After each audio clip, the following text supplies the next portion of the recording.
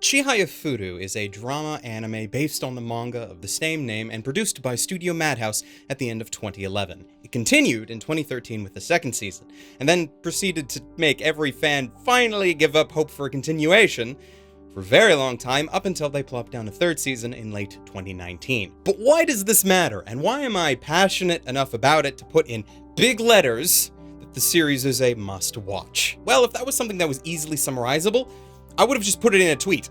In fact, I did. But that's not enough to do it justice. Trying to get people to watch Chihayafuru is not necessarily easy. Why? Summarizing the narrative quickly and in a way that is easily digestible by most people is extremely difficult. In fact, attempting to do so is just as likely to turn someone off the series entirely. Oh, it's a sports anime where they play a competitive version of concentration, but with Japanese poems. That'll really get people on board from the get-go. Yep, sure will. Instead, I think it's better to forget the specifics regarding what the series is about and, like the show does itself, focus a bit more on how it tells its narrative. A narrative about the infectious passion a small group of people have for sport that even fewer people care about. So here we are with me trying to cement your commitment to the series if you are already a fan, and to pique your interest if you are a fan in the making. Ladies, gentlemen, and others, today, Chihayafuru. Let's jam.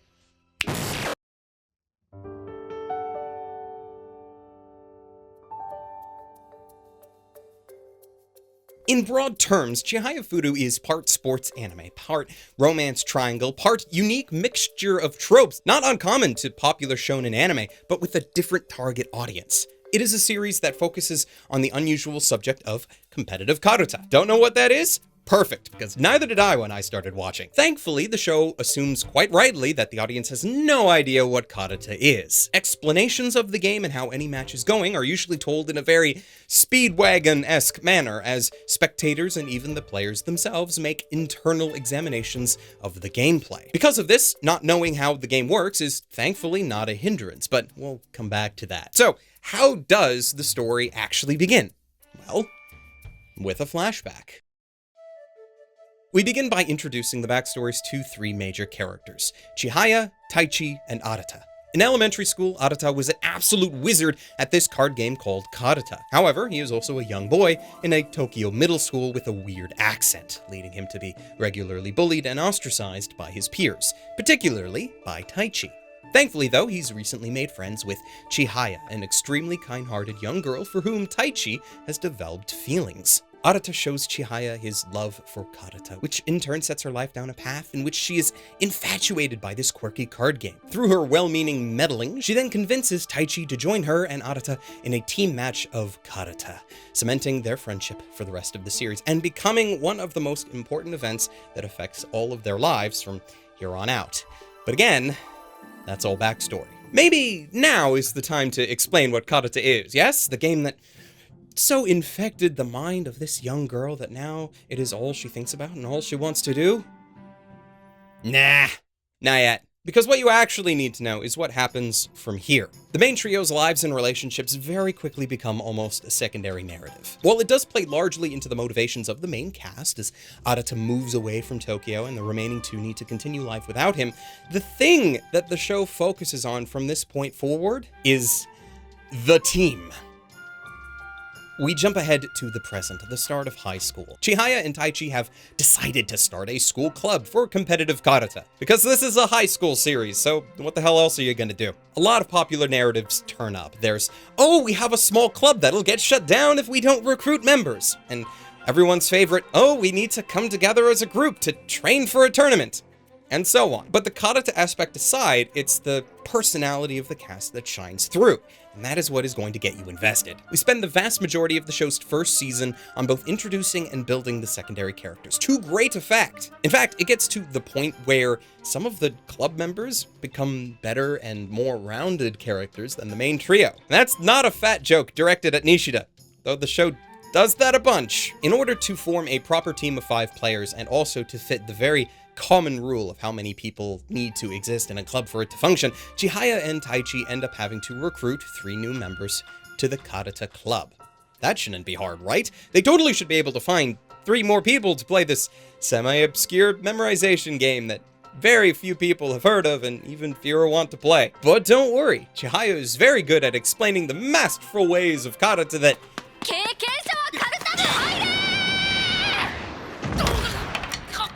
Okay, yeah, she also just tackles people to get them to join. Seriously though, all the secondary characters, Kanade, Tsutomu, and Nishida have a missing part of their lives that Karata can help with that isn't being fulfilled with another activity like archery, studying, and tennis respectively. Each of them also ends up developing their own method to the madness that is karate. Different ways of memorizing cards, positioning cards, prioritizing cards, all unique to the desires and personality of the players. It's a far more personalized endeavor, and this can easily be overlooked by the casual watcher.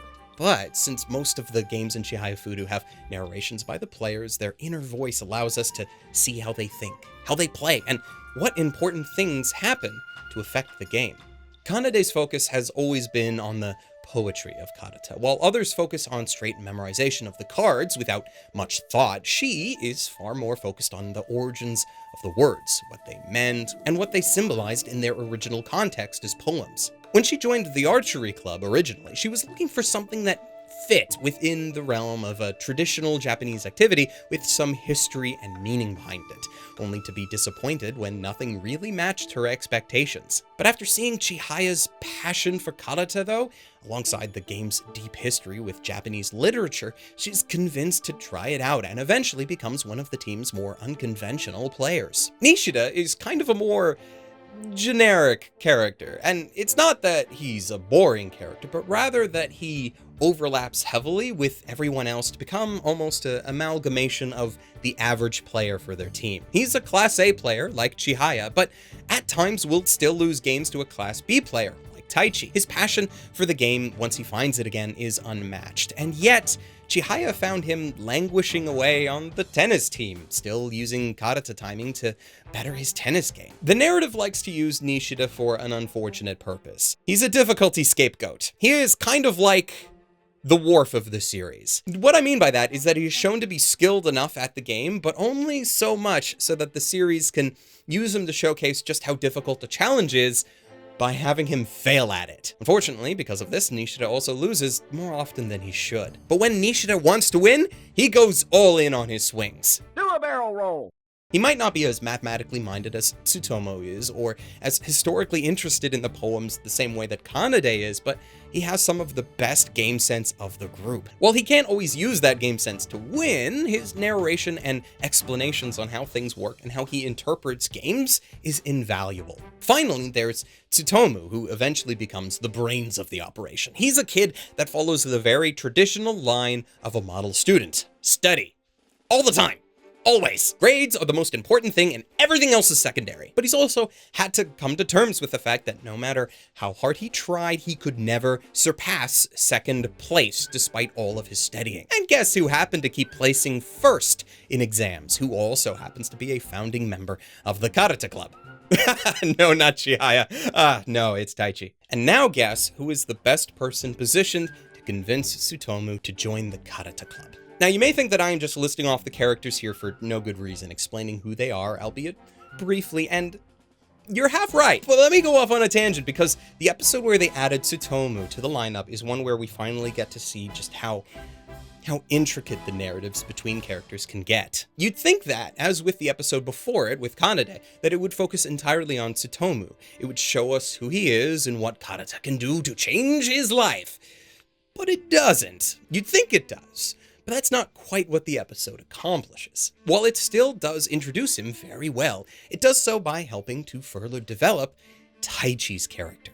At this point, Taichi is still not sold on karate. He's good at it, sure, but he's good at most things. He's spent his entire life getting trophies for things he only half cares about. But in the span of 20 minutes though, Tsutomu is able to show him that not everyone just gets things. Sometimes people work really hard at a goal, like scoring the highest on a test, only to fail, while others, like Taichi, find achieving those same feats far easier. It's a bit of an eye-opening situation for Taichi that turns him into a more empathetic and understanding person. And all of this development happens while we are still trying to introduce a brand new character. The ability to develop multiple characters at once is a masterstroke that the series is amazing at doing. Most people would probably want to assume that the main story of Chihayafuru was about Chihaya and her relationship with Taichi and Arata. It's part drama series after all, and the love triangle is the perfect fodder for people to start shipping wars. But honestly, that's not quite right. It's also not a series entirely about Karata as a game, because Chihayafuru is a story about its characters' individual narratives and how they constantly build on one another and use their camaraderie and friendship to both improve their playing ability and their lives outside of matches. And the series isn't always about overcoming difficult obstacles to succeed in one's goals. Which brings us to another thing that this show does really well, something that other shows barely even attempt. Chihayafuru is actually quite a bit about failure, and more importantly, how to deal with it. What I really like about how Chihayafuru handles competition is that it's not simply about the characters triumphing over difficult obstacles, but about how they handle losing and failure. Far too often, for one reason or another, tournament-style anime like to make it so that the main characters almost always win, with few exceptions. While this can be entertaining, especially if it is done well, the predictability of it does leave some slight disappointment in its wake. Let me give you an example of a character from one of my favorite sports anime, Takumi Fujiwara from Initial D. As a brief plot summary, in Initial D, Takumi Fujiwara is pitted against a variety of opponents in downhill drift racing. He has a reputation for being a phenomenal driver, as he can defeat opponents who are handling far more modern and powerful vehicles, while he is driving a much older and less powerful Toyota Trueno. The thing about how Initial D does competitions and races differently from how Chihayafuru does Karata is that with Takumi, with perhaps only one major exception, he never loses a race. Now, despite this, the series makes every race entertaining, and even though you know deep down that Takumi is not gonna lose, the series is very good at making you feel like he could. Every time they start their engines, you think that this is the race. This could be the one where he faces bitter defeat. And you still feel good watching him succeed despite those odds. But at the same time, there was always this lingering sense of being robbed the actual danger of him losing. Because he never does. By contrast, in Chihayafuru, loss is a constant companion, for some characters more than others. For every tournament, every match, no player is guaranteed a win because they are the main or even a supporting character. Every character can win any match, and the show even likes to give us reasons why we might want to cheer for the other side. We don't always, of course, but the option is there. This allows our characters to grow in ways that we are not used to seeing.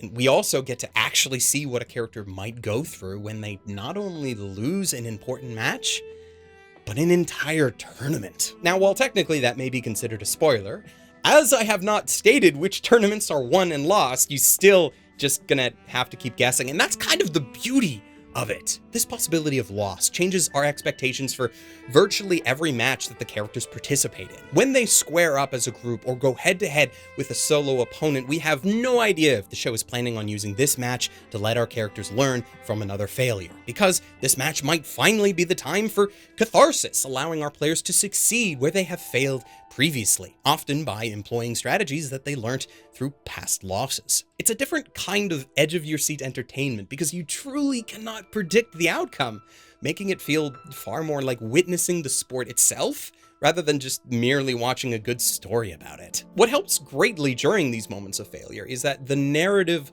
also helps to build the antagonists, or rather, the closest thing the series has to antagonists. No opponent in the show is truly evil, though there are some needlessly ruthless and sadistic players, but the ones that stick around beyond a single match get their own development that not only helps to progress the story, but also helps to make those losses our cast members experience worthwhile. Very few opponents are nameless faces that can be ignored entirely. Most of them, even if they are never seen again, have their own things to learn and their own styles to teach, showing that the game of karata can be extremely complex, which finally brings us to...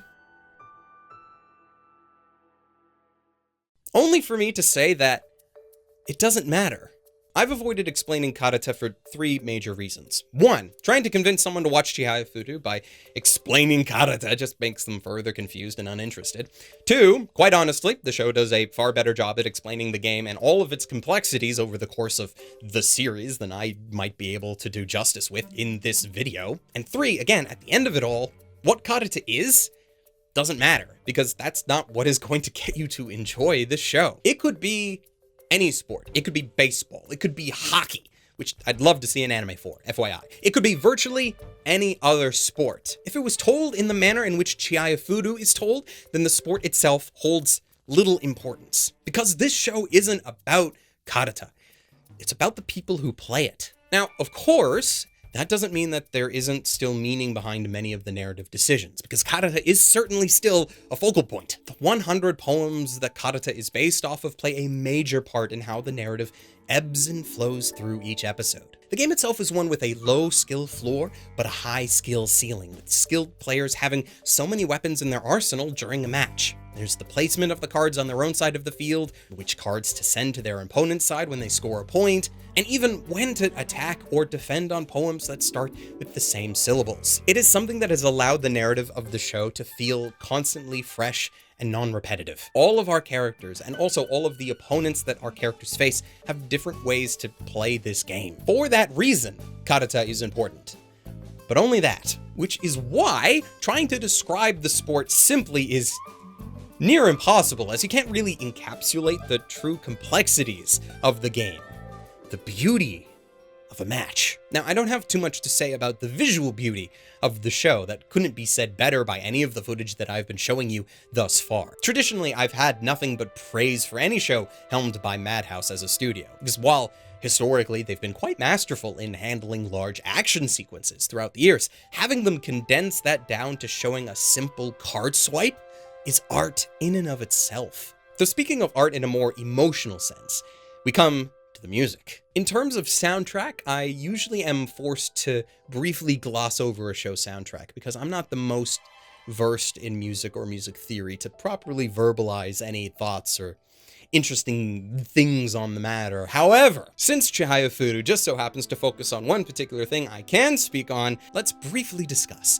the show's use of a leitmotif. To quote Wikipedia real quick, a leitmotif is a short, constantly reoccurring musical phrase associated with a particular person, place, or idea. In popular culture, for example, there are several musical phrases in Star Wars, synonymous with the franchise. Bits played with different instrumentation and different emotions behind them, but musically the same notes. Chihayafuru does something very similar with one particular motif used throughout the show.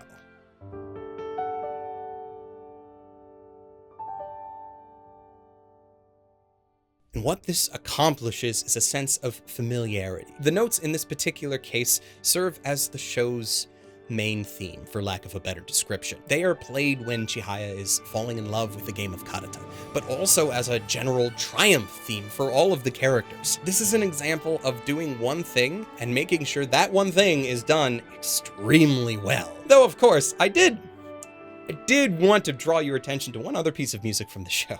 If you happen to know the main theme of another favorite anime of mine from 2015, let's see if you could recognize it.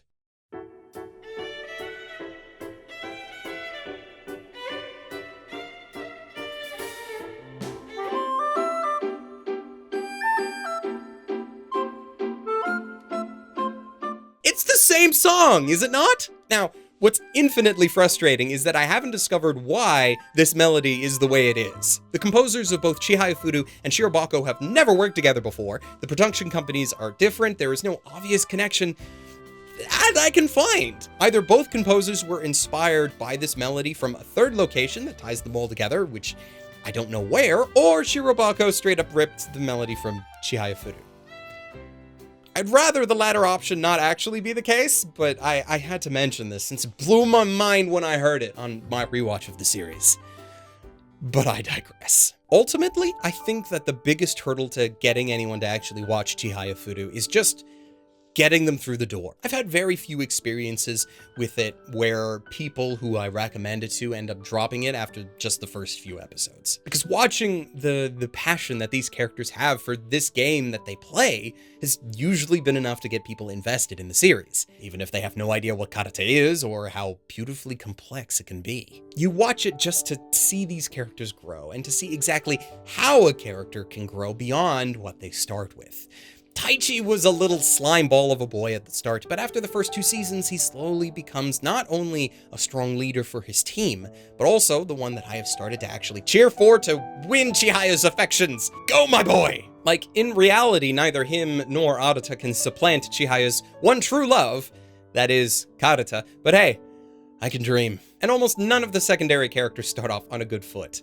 They really don't. Kanade cares less about the game and more about poetry. Nishida seems to care more about his own success with the game than how the team fares as a whole, and Tsutomu only seems to get dragged into the club because of his academic rivalry with Taichi. But by the end of it, I would die for any of these characters.